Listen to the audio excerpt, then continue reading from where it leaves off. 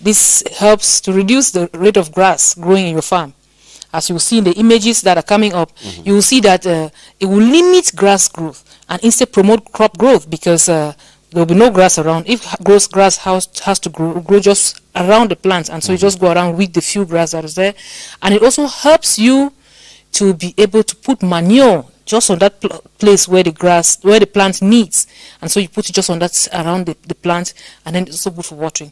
Now, why is it even more important, especially during the dry season? Those who want to do market gardening, like cultivating tomatoes, cabbages, pepper, bell pepper, and many other things, it is good for the dry season because it limits your energy going watering the whole farm. You just water just where you have the crops. Now, Roland from Mundam is one of those who has been practicing this. I always bring this to people so that it can enlighten other farmers to be able to pick up, farming methods that can ease their production in their farms, especially those who are cultivating large scale.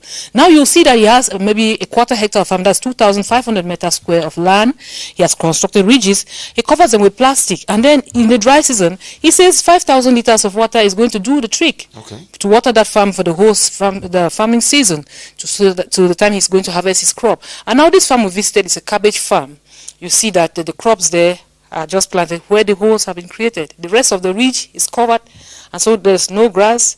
There is limited evaporation of water from the soil, and there is also limited energy in watering the whole farm or spraying manure everywhere. You just put where it is very important. So you see in the images. Now I would like Roland to expatiate more on this because he is the expert. He came up with this because he has seen it done in other countries, and so he came with it into Cameroon and wants Cameroonians to also pick up that kind of farming method. Let's listen to him.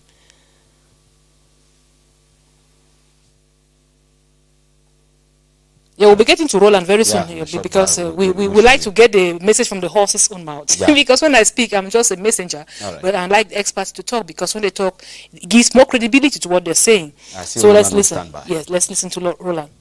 Yes, this is what you call plastic mulching. And it's very common in the Western world, especially in countries not even too far away from us, countries like Israel.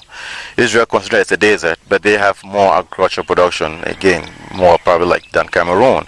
And these are simple ideas that they use. So with the plastic mulching idea, it serves to minimize water loss through evapotranspiration. And with that, you water less. With that, you need less water. One of the problems we have in the country now is seasonality, especially during the dry season. So this is a very perfect solution for dry season farming. With 5,000 liters of water, it can take you the entire dry season. And during the rainy season, we have a lot of water that has been wasted.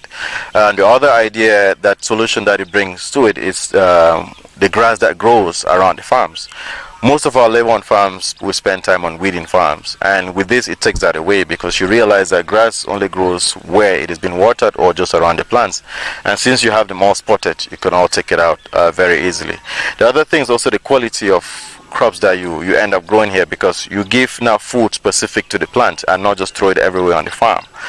So here you also minimize waste of just the natural elements that go on to feed the plants itself. And I think it also looks beautiful having a farm like this, make it clean, because one of the things people have just believed that a farm is a place for dirt or for dirty people. I mean, you look at farmer, they're always dirty and everything. So this is also putting some beauty, some aestheticness to farming. We believe that until we can begin to value farming the way we do here, then you can realize the full value out of farming. You can realize the full production, the full profitability of it.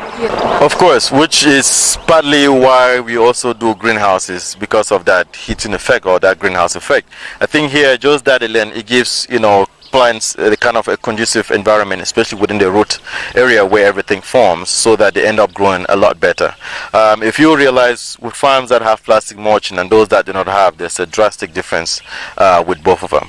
Yes, they should certainly have a shorter cycle, but not shorter than what we would have within the greenhouses. Why? Because here they grow faster, because they've been fed enough, and since they don't have grass growing around them, of course, they even also get to feed even a lot better.